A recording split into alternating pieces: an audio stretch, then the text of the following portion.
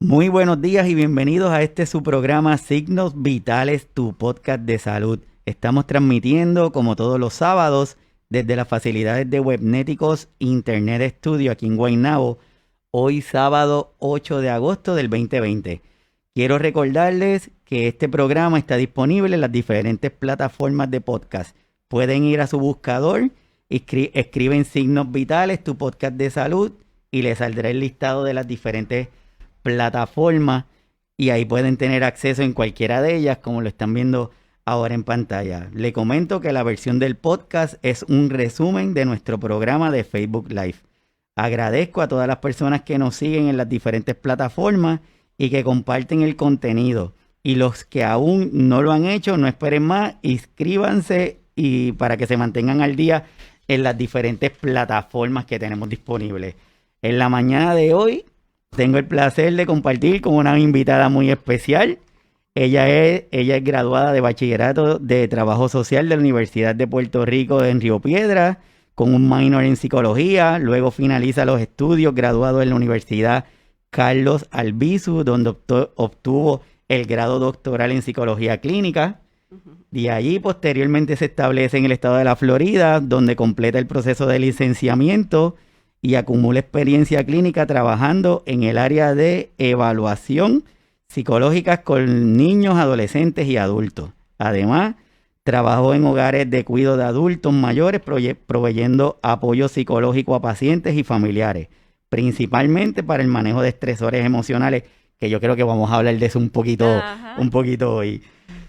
Hace un año regresa a Puerto Rico, tiene una práctica privada en el pueblo de Dorado y para mí es un privilegio, es un placer darle la bienvenida a nuestra psicóloga invitada del día de hoy, Dorica Miranda Albelo, a su programa de Signos Vitales. Bienvenida, Dorica. Gracias, doctor. Saludos y realmente el placer es mío estar acá. Yo vengo conectándome, ¿verdad? A los podcasts anteriores, sobre todo la serie que tiene que ver con cuidadores. Y me parece que es una iniciativa muy bonita, con mucha sensibilidad. Así que para mí es un honor poder ser parte de esto. Así que contenta de estar acá. Bienvenida. Vamos a pasar el día y vamos a pasar un buen tiempo. Hoy vamos a estar hablando de un tema que yo estoy seguro que no importa en qué país estemos, prácticamente nos pasa lo mismo. Y la intención que tenemos en el programa es darle información a cada uno de nuestros cuidadores y cuidadoras, pero principalmente a los familiares, a la gente que visita, a la gente que va a las casas a ver al paciente y no va a ver al cuidador. Y hoy nos vamos a alejar de las definiciones, vamos a decirle algunos datos para que sepan, pero todas las definiciones están en el libro. Hoy vamos a hablar de esa sensibilidad y yo espero que a cada una de las personas que están conectadas aprovechen y que lo disfruten. Pero empezamos con algunos datos del coronavirus para no perder la costumbre. Tenemos que los datos mundiales, 19.572.000 casos activos de coronavirus con 724.000 muertes. En el lado derecho de esa gráfica tenemos a los 10 países que están liderando esa cantidad de personas de casos de coronavirus. Estados Unidos y Brasil se mantienen, India, y lo que quieren es que miren el número 9 y 10. Se incorpora Colombia en esos 10 países que están actualmente con actividad bastante importante del coronavirus. Pero en la pasada programa hablamos de Perú y aquí estamos haciendo una actualización. Perú, dentro de los 10 países se mantuvo, superó los 460.000 contagios de coronavirus y lo que están haciendo son como unos tipos de cuarentenas forzadas, pero localizadas, no es en todo el país, porque igualito que aquí se entiende que un toque de queda a todo el país va a ser un poco complicado, pero por lo menos se ha mantenido. El que está debutando es Colombia. Aquí tenemos que Colombia registró 367.000 casos positivos del COVID y este viernes sobrepasaron las 12.000 muertes en el país. ¿Qué están haciendo? Pues igual están haciendo cuarentenas restrictivas en algunas zonas para poder contener esto de la pandemia. De Latinoamérica nos vamos para Puerto Rico y en Puerto Rico 20.686 casos, tenemos 265 muertes, un aumento de 7 y sigue teniendo la misma tendencia de mortalidad en donde los pacientes que tienen mayor edad están más propensos a morir. Significa que nuestros viejitos tenemos que estar bien pendientes de ellos. Esto es una página que la seguimos en el Facebook, se llama Task Force Ciudadano de Puerto Rico, en donde el informe de hoy dice que hay unos 340 casos nuevos con prueba molecular confirmada. Y de ahí tenemos que la descripción de estos pacientes, si miramos aquí, la mayoría de ellos son personas adultas, 74 años, 87, 81, 80, 44 años de edad. O sea, que no queremos ser alarmistas, lo que necesitamos es que las personas sepan que es importante el cuidarse, que es importante que nuestros viejos son vulnerables. Es importante que cada una de las personas que nos está viendo se acuerde de la importancia de esa triada de la salud, que es esos 6 pies de distancia, los 20 segundos de lavado de manos y el quedarse en casa salva vidas. Así que es importantísimo que tengamos eso presente. Pero vamos a hablar de lo que nos toca hoy. Vamos a ver, hoy el tema de hoy es complicado, tiene mucha información y lo que queremos hacer es crear esa inquietud en la gente que nos está viendo y luego los que nos va a estar escuchando. Vamos a tratar de contestar alguna de las preguntas, pero quiero empezar, Dorica, preguntándote, ¿por qué psicología? ¿Qué fue lo que te motivó a estudiar psicología? Pues es curioso porque realmente desde que tengo uso de razón y doy para atrás, ¿verdad? Desde que tengo memoria y era pequeña, que me preguntaban, ¿qué quieres ser cuando seas grande, verdad? Eso siempre se le pregunta a los niños. Y por alguna razón siempre decía psicóloga. Yo no sé si yo sabía en ese momento lo que implicaba, ¿verdad? Ser psicóloga. Pero siempre tuve ese deseo de adentrarme en lo que son las ciencias sociales, ese contacto humano, el ayudar en momentos de dolor, ¿verdad? El proveer ese apoyo. Así que ya según me fui adelantando, ¿verdad? En los estudios ya más a nivel de escuela superior y que entonces tomé los exámenes de intereses y demás, siempre salía que eran las ciencias sociales. Así que eso lo fui confirmando más adelante y entonces pues cuando entré a la UPR, que pude pues variar un poco, ¿verdad? Hacer el bachillerato en trabajo social, definitivamente pude reafirmar que esa era mi pasión y la psicología también. Así que continué estudios graduados ya en la Carlos Albizu, específicamente en psicología y los años, ¿verdad?, que llevo de experiencia en la práctica me vuelven a confirmar que realmente escogí lo que me apasiona. Así que es un campo que me apasiona. Súper, dicen que es importante uno desarrollarse en lo que le apasiona para poder ayudar a las demás personas. Y hablando de esa pasión, ¿quiénes nosotros podemos considerar que son cuidadores y cómo podemos definir ese rol del cuidar? Pues uno ¿verdad?, busca información, uno ve literatura, pero más allá cuando uno entra en contacto con la propia familia de uno, con los vecinos, con lo que está pasando a nuestro alrededor, podemos ver que los cuidadores, específicamente los cuidadores familiares, son estas personas de un corazón gigante, ¿verdad? Que sacan gran parte de su tiempo y lo dedican al cuidado de una persona que tiene una necesidad y un nivel de dependencia, que por alguna razón no puede valerse por sí mismo en ciertas áreas, ¿verdad? De alimentación, de aseo, de preparación de alimentos, etcétera. Y entonces los cuidadores entran a ejercer ese rol de asistir a esa persona. Y muchas veces los familiares, ¿verdad?, sin ningún tipo de remuneración, más allá de la satisfacción que tienen del proveer ese apoyo y ver cómo eso genera un bienestar en esa persona, ¿verdad?, a quien cuidan. Sabemos por estadística que la edad promedio del cuidador familiar es entre los 63 años, quiere decir que son pues los baby boomers, esa generación que están principalmente proveyendo cuidado a los adultos mayores. Y entonces esa generación tiene sus propios retos, ¿verdad? Porque muchos de ellos todavía están asistiendo a sus hijos, a sus nietos, así que están en ese jamón del sándwich, por decirlo de una manera coloquial, ¿verdad? Ajá. Así que tienen sus propios retos, pero es hasta cierto punto, si uno lo ve, ¿verdad? De una forma humana, es un acto de altruismo, o sea, ellos dan de sí, muchas veces dejando un poco atrás sus propias necesidades y de eso vamos a estar hablando, ¿verdad? De cómo atender eso, porque es una realidad que vemos, es una realidad que vemos. Eso es así. Y estás dando una información que es bien importante. En las clases anteriores, bueno, digo clases, pero en nuestros programas anteriores, Mm, llegamos a describir lo que son los cuidadores formales y los cuidadores no formales, o lo que le dicen los famosos cuidadores profesionales. ujú, La mayoría de nuestros cuidadores son cuidadores no profesionales porque son a los que nosotros le decimos como que le tocó cuidar. Los que exacto. están en la casa, los que de momento se enfermó un familiar y se convirtieron en ese cuidador, que no tienen ningún beneficio más allá que la satisfacción propia de cuidar a esa otra persona.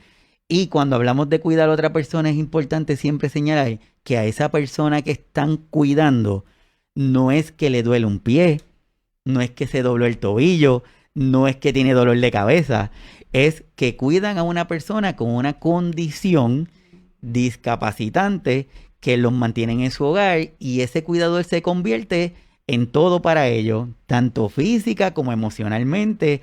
Son quienes les da ese apoyo, esa ayuda. Y aquí yo Ujú. quise traer una, como vamos a estar hablando hoy del síndrome del cuidador quemado, algunos factores que pueden ser los que ayudan a esa sobrecarga. Ujú. Identifican como esos factores de riesgo al enfermo. ¿Por qué lo identifican como uno de los factores? Porque sabemos que la mayoría de los enfermos tienen de 3 a 5 condiciones de salud. Eso significa que nuestros cuidadores, que están todo el tiempo pendientes de esa persona que cuidan, no es que solamente le están vigilando la condición, vamos a imaginarnos que sea de demencia, es que también le tiene que verificar el azúcar y le tiene que chequear la presión y le tienen que dar los medicamentos y tienen que estar todo el tiempo pendiente de ellos para que esa persona esté dentro de lo mejor posible. Y Por eso, aunque no han sido entrenados, oficialmente muchos de ellos se vuelven expertos en estas condiciones de salud que ellos están, ¿verdad? Proveyendo el cuidado, principalmente en el hogar, acompañando a citas, etcétera. Así que muchos de ellos sí se puede decir que tienen un dominio y un conocimiento de cuáles son los síntomas de la condición que el paciente o las condiciones que el paciente tiene, tratamientos, etcétera.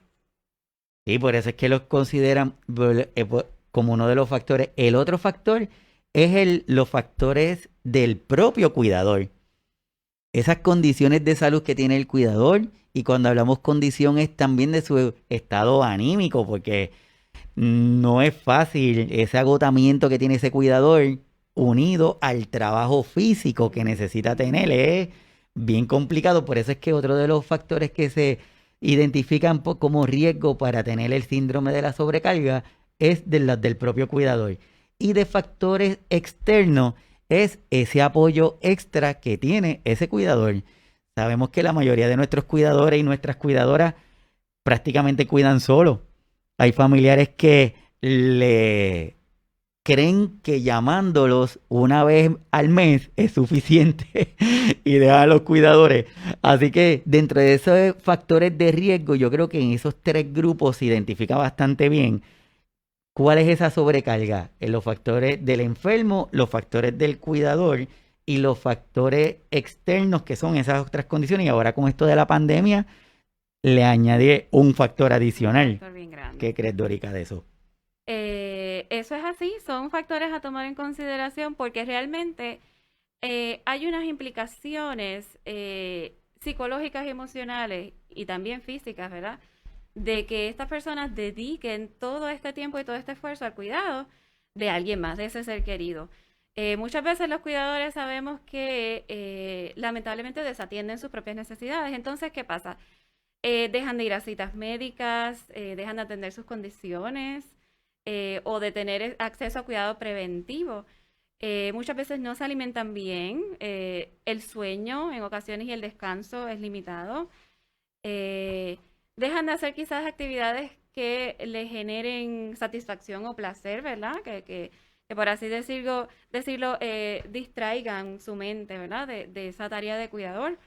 Así que se experimentan, vemos, ¿verdad? Que muchas veces vemos que se experimentan altos niveles de estrés, de tensión en ese rol de cuidar a otro porque no es tarea fácil. Y sabemos las consecuencias a largo plazo que tiene, las consecuencias negativas que puede tener el estrés crónico, el cargar con estrés crónico, ¿verdad? Un poquito más científicamente los niveles de cortisol, la hormona, ¿verdad? Que se genera cuando hay estrés, puede alterar los niveles de glucosa en la sangre, puede aumentar la presión arterial y entonces se pueden exacerbar condiciones, ¿verdad? Que ya existen por este nivel de presión. Muchas veces se crean problemas de comunicación entre los mismos familiares, ¿verdad? Lo vemos, Mm, conflictos. Y se puede ver que, como usted ya mencionó, en ocasiones sucede que el cuidador se queda como solito en ese rol, ¿verdad?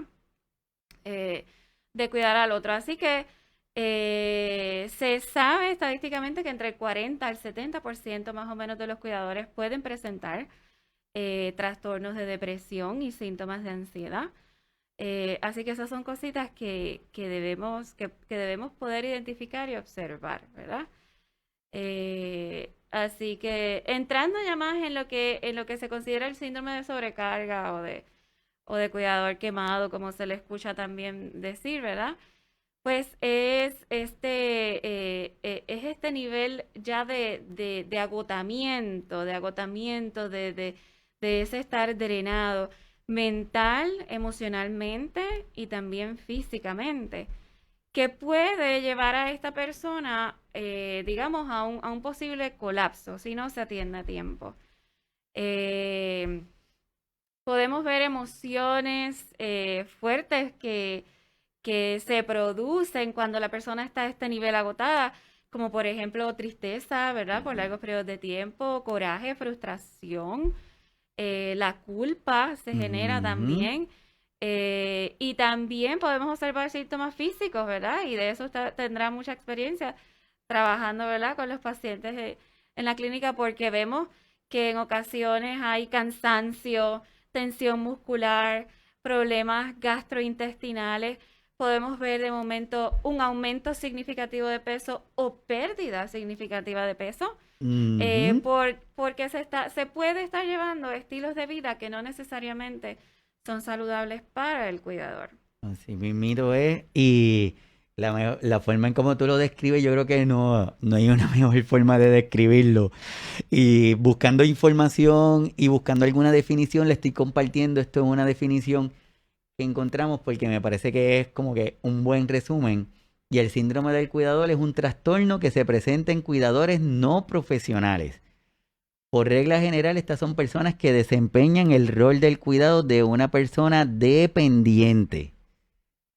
Hasta un 70% de los cuidadores de personas dependientes han asegurado tener algún tipo de sobrecarga y un 30% destaca una gran sobrecarga. Ujú. Se estima que alrededor del 40% de los cuidadores de personas no reciben ayuda de ninguna otra persona, ni siquiera de familiares cercanos. En muchas ocasiones el cuidador principal suele rechazar el apoyo externo, unas veces por sentimientos de culpa, otras por una supuesta obligación moral. Así que, doctora, esto pasa con mucha frecuencia. Esto pasa con mucha frecuencia, es real, lo tenemos muy de cerca. Yo creo que todos en nuestros círculos familiares o de amistades tenemos a alguien que es cuidador o es uno el cuidador, ¿verdad? Y entonces lo más importante es la detección temprana, ¿verdad? Ajá. Saber identificar cuando uno es el cuidador y uno está viendo que uno está muy irritable, que de momento ya parece no disfrutar ese rol u otros roles que se desempeñan, ¿verdad? En la vida diaria. Si de momento hay falta de deseos de apetito, demasiada mucha tristeza, llanto muy frecuente, coraje, frustración pues, o si vemos que tenemos un familiar o un amigo que está desempeñando ese rol y vemos que está sucediendo eso, que se ha desconectado, que se ha aislado, que no parece estar abierto a una comunicación, lo vemos triste, decaído, pues es importante tomar acción, saberlo identificar y tomar acción a tiempo. Eh,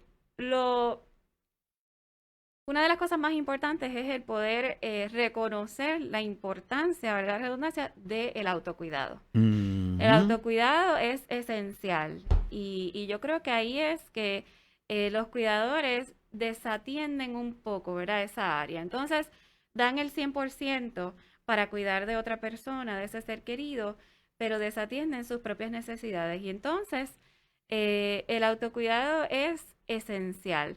Y cuando yo estuve revisando la literatura, ¿verdad? Para más o menos uno irse preparando, ¿verdad? Un poquito para el programa, pues vi algo que me llamó mucho la atención. Perdón, y es que decía, el autocuidado a veces, como usar como una analogía, una metáfora para entenderlo.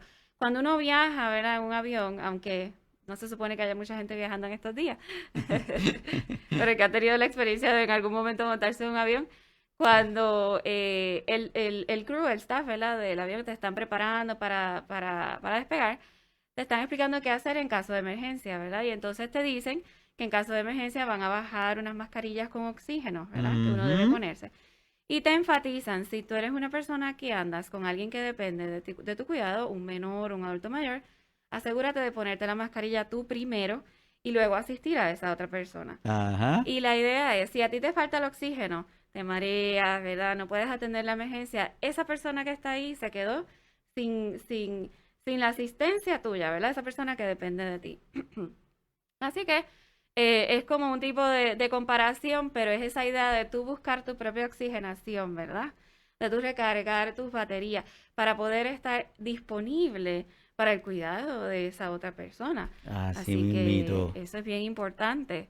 La doctora, usted está utilizando unas palabras aquí que son bien fuertes. Se dicen bien fácil, pero son bien complicadas. Y la intención de hoy de este programa es que las personas entiendan que si ellos mismos no se cuidan, no van a poder cuidar.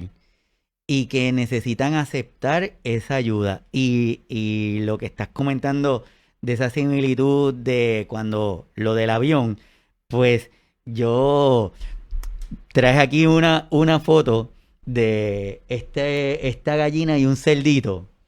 eh, Porque muchas veces, esto es una historia que hay, que está un cerdito y una gallina y los invitan a desayunar. Y le dicen, oye, vamos a desayunar y están más contentos. Y el cerdito no se veía tan emocionado. Y la gallina estaba muy emocionada porque iban a desayunar. Y le dice, sí, vamos a desayunar y vamos a desayunar huevos con bacon. Pues está súper contenta. Pero el cerdito no está emocionado. Y ella le pregunta por qué. Y el cerdito lo que le dice es que sí, porque lo que pasa es que tú estás invitada, tú vas a participar, porque va a poner el huevo, pero el cerdito va a dar su vida para poder sacar el bacon. Y eso nos pasa con muchos de nuestros cuidadores y nuestras cuidadoras, que mucha gente siempre va a ofrecerle ayuda y siempre le dicen, es que cualquier cosa nos llama, es que cualquier cosa nos avisa si necesita. Pero quien está dando su vida por el cuidar es el cuidador y nuestras cuidadoras, claro está. Y por eso es que siempre nosotros le decimos que ellos no necesitan que nosotros nos pongamos en sus zapatos. Ellos lo que necesitan es que nosotros tengamos la compasión, que no solamente le ofrezcamos la ayuda, sino es que ellos entiendan que de momento llegamos a la casa y llegamos con una tacita de café, o llegamos con unos taquitos mañaneros, o llegamos con una comida, o le preguntamos si necesitan que le busquemos los medicamentos. Y eso que tú traes, esa analogía del autocuidado, es esencial para que cada uno de ellos entienda que es importante el cuidar. Y de ahí es que sale esto de los cuidadores familiares en los Estados Unidos, estas estadísticas que se me hace que son bastante interesantes. Y como vemos, La diferencia es en 5 años nada más. Los cuidadores familiares de los Estados Unidos en el 2015 constituían 43.5 millones y en el 2020 53 millones. Casi 1 de cada 5 brinda cuidados sin recibir paga a un adulto con problemas de salud o con necesidades funcionales.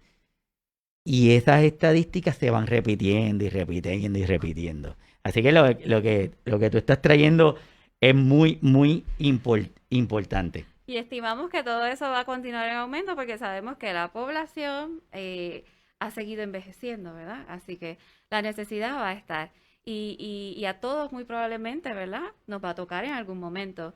Hemos sido cuidadores en diferentes etapas de nuestras vidas, ¿verdad? Pero ese cuidar de una persona que es un adulto mayor, ese cuidar de una persona enferma es un cuidado particular que con mucha probabilidad nosotros en algún momento vamos a hacer porque tenemos otras generaciones, ¿verdad? Que adelante de nosotros que van a ir envejeciendo. Así que hay que saber hacerlo, pero tenemos que hacerlo bien para poder durarle y para poder nosotros tener un sentido de continuidad de nuestras vidas también, que no todo necesariamente gire, ¿verdad? En torno a eso. Yo creo que hay que saber identificar cuáles son esas barreras que entran en el camino de uno buscar ayuda para uno mismo, ¿verdad? A veces las barreras son muy personales, a veces son estas ideas que uno mismo se crea en la mente que no necesariamente son saludables. El hecho de pensar, es bochornoso pedir ayuda, no me atrevo, o si yo no lo hago, nadie más lo va a hacer, o de la forma en que yo lo hago, ¿verdad? Nadie más lo va a hacer, o no va a estar bien hecho. Y entonces estas son definitivamente son barreras que a veces nosotros mismos nos ponemos en el camino. Son piedras que nos ponemos y nos tropezamos con ellas porque todo esto hay que repensarlo. Porque, por ejemplo, ¿verdad? Uno pensar, es que de la forma en que yo lo hago es como tiene que ser y la otra persona no lo hace como yo. Bueno, si repensamos esto y reestructuramos esta idea, podemos decir, el que sea diferente el cuidado no significa que sea malo, que sea peor. Es simplemente diferente, cada persona es diferente, por lo tanto, va a tener sus formas, ¿verdad? De proveer ese cuidado, que no significa que esa otra persona, por hacerlo diferente, no es sensible, ¿verdad? Y muchas veces pensamos, no es que no más nadie. Bueno, pero nos hemos sentado a examinar realmente cuál es nuestra realidad familiar, social, quién más pudiera estar ahí, quién incluso a lo mejor se ha ofrecido en algún momento a ayudar y lo hemos desatendido diciendo, no, yo estoy bien, gracias, ¿verdad? Así que son barreras que hay que identificar y hay que atender y una vez uno reconoce con lo que uno tiene que trabajar como cuidador, ir dejando atrás esas ideas, pues entonces uno puede empezar, ¿verdad?, a tomar pasos hacia lo que es ese autocuidado a la misma vez, a la par, que se cuida de la otra persona sin desatender uno del otro, sin dar prioridad a uno sobre el otro. Así que es crear este balance. Eso es así. Y en esa búsqueda de ese balance, muchas veces nos desbalanceamos, ¿verdad? Porque estamos ahí como que buscando. Voy aquí a aprovechar para reconocer a las personas que están en el chat compartiendo hoy. Tenemos que está hoy Carmen Luciano, está con nosotros, Héctor Tarantino, está Wixamar, está Sonia, está Norma Rodríguez, es mi hermana, está Nexi, desde Morovis, Puerto Rico, la Isla Menos. Está Maribel Cancel, desde Ahí Bonito, bienvenida Maribel. Tenemos a Pedro Oquendo, desde Texas. ¿Estará haciendo frío o calor allá? ¿Qué tú crees? Tiene que estar haciendo Saludos calorcito. Pedro, nuestro músico preferido. Tenemos a Wanda Díaz.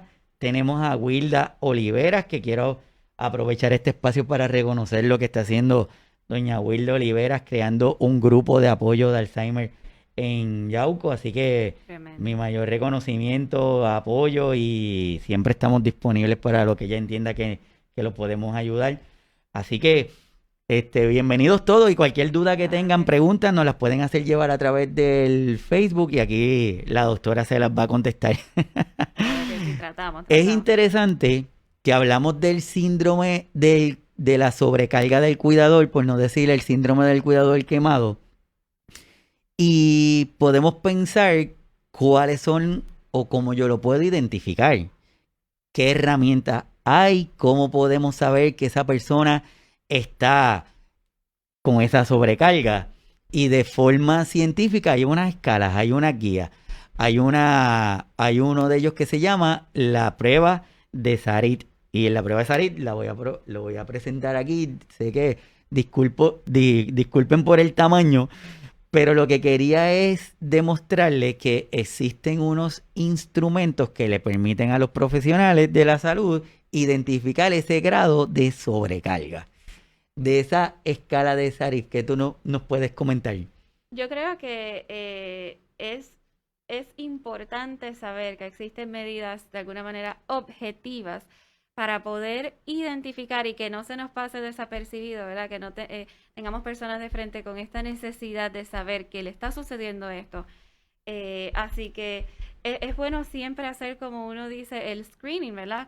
Los profesionales de la salud tendemos a hacer screening y se me va la palabra en español. Pruebas de discernimiento. Pruebas de discernimiento sobre diferentes temas. Nosotros los psicólogos, pues, discernimientos para depresión, para ansiedad, ¿verdad? Así que creo que es importante saber que esas medidas están disponibles para cuando uno vea que como parte de la historia de vida de esta persona que uno tiene al frente está el ser cuidador de alguien, pues mira, incluirlo en esas medidas de discernimiento porque, ¿verdad? No sabemos si esa persona necesita un poquito más de ayuda y de apoyo en esa área. Súper, y para que las personas que están compartiendo en el programa tengan una idea, en esta escala que se llama escala de Sarit, se constituyen de 22 preguntas. Y esas 22 preguntas tienen una puntuación. Y cuando se suma esa puntuación, pues se determina ese nivel de carga que le permite al profesional establecer unas medidas para el manejo de esa sobrecarga. Por ejemplo, algunas de las preguntas que tenemos ahí para ver si las comparten es: ¿piensa que tu familiar te pide más ayuda de la que realmente necesita? ¿Sientes vergüenza por la conducta de tu familiar? ¿Te sientes enfadado o enfadada cuando estás cerca de tu familiar? ¿Tienes miedo por el futuro de tu familiar? Y así sigue con ese grupo de preguntas que uno, curiosamente, sin saber la existencia de este tipo de herramientas, muchas veces se las hace en una visita. Exactamente. Que uno le pregunta: oye, ¿cómo tú estás? ¿Y por qué estás enojado? ¿Y qué te pasó hoy que te veo diferente? Una de las preguntas también dice es: ¿piensas que podrías cuidar mejor a tu familiar? ¿Piensas que deberías hacer más por tu familiar? Como si ya el cuidar fuera poquito. Entonces, por eso es que siempre decimos, importante cuando vayamos a hacer una visita a ese paciente, no olvidarnos del cuidador. Y te pregunto, ¿qué podemos hacer nosotros que no sabemos de esto de las escalas ni nada de eso? Pero qué cosas yo debo ver en ese cuidador que me deben llamar la atención y pensar: yo creo que Iván está quemándose. ¿Qué yo debo estar pendiente que me puedan a mí identificarlo y cómo pudiera yo ayudar a ese cuidador? Así, a grandes rasgos, lo más importante es ver cómo esa persona está funcionando en sus diversas áreas, por ejemplo, en su vida personal, en su vida laboral, si es que tuvieron trabajo, en sus relaciones con familiares y amistades. Si vemos que hay algún nivel de disfunción, si vemos que la persona no es lo que solía ser y está teniendo problemas para desempeñarse en alguna área de su vida, y usted nota, como ya hablamos un poquito, ¿verdad? Nota quizás tristeza, nota quizás desentendimiento o aislamiento, nota que se irrita fácilmente, que usted va a hablar con esa persona y, por así decirlo, explota, ¿verdad? Pues esos son signos de que algo está pasando y esa persona probablemente necesita ayuda, ¿verdad? Sobre todo, específicamente cuando hablamos de posible depresión, queremos ver si ha habido un nivel de que la persona ya no se interesa por hacer actividades que antes solía interesarse, Debemos ver si la persona, de alguna manera, usted nota que ha perdido quizás el interés por vivir, pues ya esos son, ¿verdad? Ujú. Esos son alertas rojas que hay que atender. Y entonces hay que moverse a consultar con un profesional, ¿verdad? Muchas veces los pacientes tienen rapidito de la mano información de médicos primarios, así Ajá. que discútalo con sus médicos primarios. Si no, eh, pues siempre hay directorios disponibles de profesionales de salud mental, quizás a través de su plan médico, etcétera. A lo mejor su médico primario puede recomendar a alguien. Y si se entiende que hay de momento una situación de urgencia o de emergencia, pues lo importante es o llamar a 911 o llegar a una salita de emergencia si usted ve que esa persona definitivamente necesita atención inmediata. Ujú. O sea que esto de esta situación del cuidar no es nada fácil. Es un poco complicada. Yo le digo a los pacientes y a las personas que nos ven que a veces detallitos como por ejemplo si siempre vamos a visitar a don Pedro y Dórica es su hija y Dórica siempre está bien arregladita, nos recibe con una sonrisa y nos pregunta cómo estamos y de momento llegamos y está despeinada, no está arreglada como regularmente está, no nos ofrece una sonrisa, pues esos son los datos que debemos empezar a explorar. Y no es que nos vamos a convertir en detective ni nada de eso. Y no vamos a cuestionar. Lo que vamos a hacer es observar. Y si regularmente ella nos ofrece una tacita de café y no lo hace, pues son cosas que nosotros debemos decir, aquí está pasando algo. Déjame ver cómo yo puedo ayudar a evitar que esto siga progresando, porque lo que queremos es evitar que siga progresando. Y ahí es, podemos identificar qué apoyos tiene esa persona, qué grupo de la iglesia, si tiene alguno, si tiene algún familiar cercano, si es alguna situación reciente que le está provocando.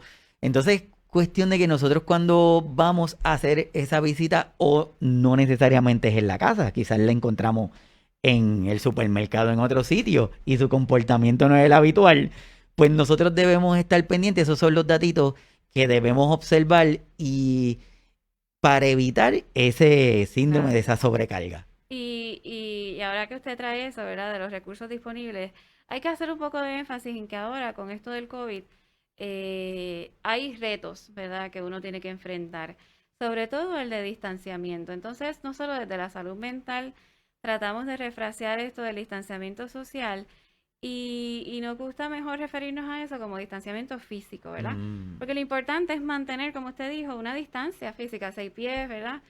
Pero eso no significa que nos tenemos que alejar socialmente. Podemos estar muy unidos aún en la distancia.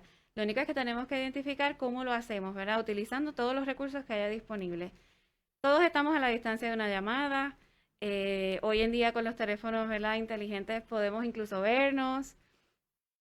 Podemos quizás, mira, manejar por el área donde vive esa persona, tocarle bocina, saludarla desde el carro, hablar desde el portón y esa otra persona en el balcón. Mantener ese contacto social aún en la distancia física es bien importante. No podemos recostarnos de que es que no podemos vernos, ¿verdad? Para eliminar esa comunicación porque hay que brindarle el apoyo a esas personas que están inmersas en esos roles de cuidadores, ¿verdad? Y tenemos que estar pendientes de ellos y tenemos que saber qué ser de apoyo para ellos e identificar eso mismo, qué podemos hacer, quiénes son los que están disponibles, cómo podemos ayudar, ¿verdad? Aún siguiendo las medidas que nos recomiendan los profesionales de la salud. Eso está súper. Ese distanciamiento físico, como nos dijo nuestra epidemióloga que estuvo con nosotros aquí en el primer programa, que ella prefería hablar del distanciamiento físico, que es vital. Y aquí estoy aprovechando, esto es a modo de educación para cada uno de nosotros, tener en cuenta siempre que cómo se define ese contacto cuando estamos haciendo ese rastreo. Se requieren tres situaciones. Uno, que no haya habido mascarilla envuelta. Personas que no hubieran estado con mascarilla. Que ese contacto mínimo de 15 minutos y que haya sido por menos de 6 pies. Si eso se da, aunque ahora el uso de la mascarilla lo están cuestionando un poquito, es que haya sido un contacto por 15 minutos, menos de 6 pies con una persona que sea positiva, pues ese dato, pues sí nos puede considerar que nosotros tuvimos ese contacto con esa persona. Y también a modo educativo quiero aprovechar para decirle, esta información yo la saco de una página que se llama Ciencia en tus manos, que está por Facebook, la pueden conseguir. Las diferencias entre una mascarilla sin válvula y una mascarilla con válvula, porque últimamente me están preguntando mucho y he visto muchas mascarillas con esas válvulas y nos puede dar la impresión de que es adecuado, pero hay que tener cuidado. Por eso se me hizo que esta información que está en Ciencia en tus manos está bastante explicada. La mascarilla sin válvula previene la inhalación. Inhalación significa cuando tomamos aire de gotas respiratorias infectadas. Más sin embargo, la máscara que tiene válvula filtra el 99% de ese aire que respiramos. Las mascarillas regulares sin válvula previene que se esparzan gotas respiratorias infectadas al exhalar. Exhalar significa cuando nosotros botamos el aire, expulsamos el aire de los pulmones. Pues esa mascarilla previene que esas gotitas de saliva que nosotros tenemos que pudieran estar infectadas, evitamos infectar a otras personas. Pero en una máscara con válvula no se filtra. O sea, tendría el efecto de alguien que estaría sin máscara. Y por último, la que no tiene válvula previene que contagie a otros del virus. Y en una con válvula puedes contagiar a otros porque a través de esas valvulitas pues, se filtra ese aire que nosotros exhalamos, pues nos hacemos como que damos la posibilidad que se contagie a otras personas. Así que esas fueron las gotitas de educación porque he tenido varias personas que me han preguntado. Así que es importante que nosotros con nuestros cuidadores, y aunque no lo creamos, esta información que hay en los medios, en el Facebook, en las noticias, que todo el día nos están diciendo cuán mal estamos, le sigue añadiendo más a la carga de ese cuidador. Y cuando alguien los va a ir a visitar, pues le puede dar más estrés todavía. Porque piensa, este me viene a infectar y me viene a infectar a mi familiar. Así que, Dórica, a modo de resumen, porque el tiempo aquí se va como que demasiado rápido. Volando. A modo de resumen, ¿qué le podemos decir a cada uno de nuestros cuidadores y nuestras cuidadoras que están en su casa, que se sienten agobiados, que se pueden sentir cansados, que pueden sentirse como que ya no hay nada más que ellos puedan hacer? ¿Qué nosotros le podemos decir a ellos? Bueno, así resumidito, siempre hay pasos que se deben tomar o que se pueden tomar, ¿verdad? Uno de ellos es tratar de reducir el estrés. Ya hablamos de las consecuencias negativas de acumular estrés, así que hay que tratar de manejar el estrés de la mejor forma posible. Sabemos que el tiempo es limitado, ¿verdad? Pero no, el liberar el estrés no necesariamente significa sacar 3 horas e ir a un spa, ¿verdad? No tenemos ni el tiempo ni quizás los recursos económicos. A veces algo tan sencillo como sacar 15 minutitos antes de la cena, digamos, o antes del baño y salir a caminar, entrar en contacto con la naturaleza. Las artes en todas sus manifestaciones son terapéuticas. El escuchar música, a lo mejor mientras se está cocinando, el disfrutarse el bañito con agua tibia, lo que es la aromaterapia, el uso de los aceites esenciales, específicamente de lavanda, lo asocian con producir un nivel, ¿verdad?, de relajación. Eh, Quizás el ejercicio, tratar de hacer una rutina, ¿verdad?, de integrar un poquito de ejercicio. Así que siempre va a haber algo que podemos integrar en la rutina que conlleve relajación. La relajación es desconectar la mente de esa tarea ardua que se está llevando a cabo. Diferentes tipos de meditación, ¿verdad? Y hoy en día uno entra a YouTube y puedes encontrar videos de cómo hacer yoga para principiantes, de cómo practicar algún tipo de meditación. Así que es cuestión de uno identificar que según se saca el tiempo para esta tarea tan importante de cuidar del otro, hay que sacar tiempo para cuidar de uno mismo. Hay que establecerse metas, a veces metas tan primordiales como lo es, mira, tomarse un tiempo libre, una o 2 semanitas de vacaciones y entonces uno ya identifica esa meta y uno puede romperla, ¿verdad? En objetivos y en pasitos. ¿Qué tengo que hacer para llegar ahí? Uno se organiza. Si eso conlleva, mira, decirle a los familiares, mira, pienso tomar vacaciones de aquí a 2, 3 meses, ¿qué podemos hacer? ¿Quién va a cubrirme? Vamos a ir identificando todo eso. Si hay que hacer quizás usar un potecito para ir cada uno de ese grupo de apoyo aportando para si hay que pagarle a un cuidador profesional, ¿verdad? Todo esto es cuestión de uno organizarse e ir estableciendo metas. La meta de cuidar de la salud es muy importante y entonces hay que saber, ok, ¿qué tengo que hacer para cuidar mi salud? Sacar la cita con el médico primario, tratar de modificar la alimentación si fuera necesario, ejercicio, etcétera. Hay que enfocarse en las soluciones, ¿verdad? Más allá de los problemas. Y a veces pensamos que tenemos problemas muy grandes, pero a veces el problema es el mismo hecho de esas barreras que uno se impone. A veces el problema uno dice es que estoy cansado todo el tiempo, pero a lo mejor es el hecho de que no te has movilizado a pedir ayuda o no has aceptado ayuda. Así que el saber identificar los límites de uno, hasta dónde uno puede llegar y dónde es que uno entonces necesita ayuda, es bien importante. Liberar todas estas ideas negativas, disfuncionales de lo que representa pedir ayuda y uno abrirse a esos círculos familiares, a esos círculos sociales de amistades y aceptar esa asistencia. Importante la comunicación asertiva en ese proceso de uno reconocer que necesita ayuda, ¿verdad? Tratar de uno ser abierto y ser específico en la comunicación. Hay personas que dicen, bueno, yo voy a llamar, pero yo voy a simplemente decirle a esta persona que yo que estoy bien ajorada y demás, que tengo una cita médica, a ver qué me dice, ¿verdad? Es como una indirecta. Pero ¿por qué no somos directos, verdad? ¿Por qué no decir, yo voy a llamar a esta persona a decirle que realmente tengo una cita que necesito que vengan a cubrirme, ¿verdad? Y no esperar a que esa otra persona adivine indirectas, por así decirlo. Hay que ser abierto en la comunicación. Tratar de buscar un balance y darle continuidad a las actividades que son de interés para uno. Hay personas que les gusta quizás cuidar de las plantas, personas que les gusta coser, cocinar, hornear cositas. Y entonces la vida no tiene que detenerse necesariamente porque se está brindando el cuidado a otra persona. Podemos darle continuidad a esas cositas que a nosotros nos gustan hacer para que eventualmente, por ley de vida, cuando suceda, que ya no es necesario el cuidado de esa persona, pues uno pueda tener de dónde agarrarse, ¿verdad? Y que uno no se sienta perdido totalmente y uno diga, ¿y ahora qué hago? ¿Y hacia dónde voy? ¿Verdad? Uno tiene que continuar en la medida que se pueda los proyectos de vida de uno.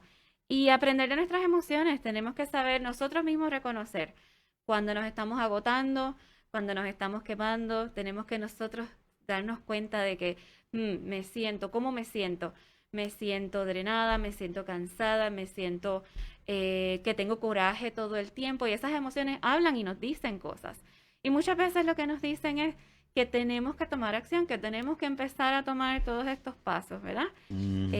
Para mejorar nuestra calidad de vida, porque a la vez que se mejora la calidad de vida del cuidador, definitivamente mejora el cuidado que esa persona le va a brindar a su ser querido. Que eso es lo que estamos buscando.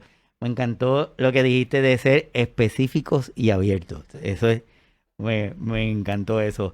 Porque muchas veces nuestros cuidadores no lo hacen. Y no solicitan ayuda. Y si le ofrecen la ayuda, tampoco la aceptan. Entonces me parece que es vital. Así que yo te agradezco mucho que hayas aceptado este reto. Gracias por la invitación. De que estés aquí con nosotros. Yo estoy seguro que la gente y cada uno de los cuidadores que nos ha visto le va a encantar. Y yo sé que esto es mucho tema, porque este es un tema bien profundo, pero lo que queremos es comenzar esa conversación con cada uno de nuestros cuidadores y nuestras cuidadoras. Le estoy presentando en pantalla existen diferentes alternativas. Esto es una alternativa que está en AARP de Puerto Rico. Tienen una guía para cuidadores familiares de Puerto Rico. Si la buscan por internet, está así disponible. Lo curioso de esa guía es que te dice alternativas en donde tú puedes buscar información o ayuda para un tema en particular. Si tú necesitas una ayuda legal para hacer algún documento, ahí te da una lista de dónde puedes buscarlo, te da algunas ideas de a ese cuidador cuando tiene a su familiar hospitalizado. O sea que es es una muy buena fuente de información y por eso es que se la quiero compartir para que la tengan. La guía para cuidadores y familiares de Puerto Rico, para Tremendo. que la tengan. Así que aprovecho también para que nos visiten en nuestros podcasts, que por ejemplo este es el de Spotify, Signos Vitales, tu podcast de salud, en donde hacemos que esta conversación que tenemos aquí la ponemos de una forma más pequeñita y para que la podamos escuchar más rápido, que esperamos que cada una de las personas la disfrute. Así que no me queda nada más que decirte gracias por estar aquí Gracias a ustedes. y que yo estoy seguro que esta no va a ser la última vez. A cada una de las personas que nos está viendo a través de el programa, les quiero agradecer que estén ahí presentes con nosotros. A cada una de las personas que están conectadas, les quiero agradecer que siempre están ahí también, que lo compartan, que nos envíen sus dudas, que nos envíen sus preguntas para poder seguir alimentando el programa y poder seguir ayudando a otras personas. Me están preguntando el sábado que viene a quién tenemos. El sábado que viene tenemos a un arquitecto que va a estar con nosotros y nos va a estar hablando de las barreras arquitectónicas.